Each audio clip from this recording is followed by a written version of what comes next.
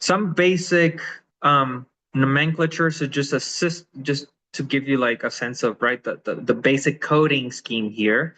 And I know many of you are probably already familiar, but just to make sure everybody is on the same page. So for each of these bubbles, right, you're gonna see either reds, blues, or whites. So red means that that gene or that group of genes is upregulated or overexpressed, right? Blue means that the gene is downregulated or underexpressed. And then white would be what we would call normal expression. It's kind of what we expect when everything is working properly, where things are good.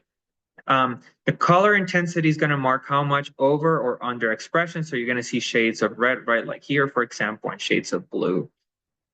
One thing I do want to point out is that not all color-coded genes are going to be meaningful.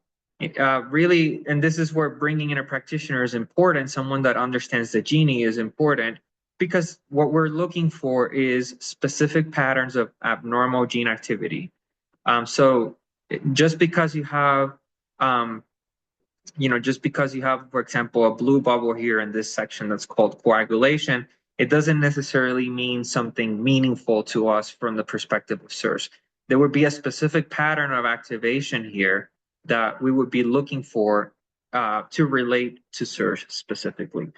And of course, the goal of the Shoemaker protocol and the goal of the treatment that you're doing should be, if you're doing GENIE, if you're getting tested with a GENIE, the goal is going to be for you to start normalizing these reds and blues, particularly the ones that are meaningful, right? The ones that have a pattern of interpretation.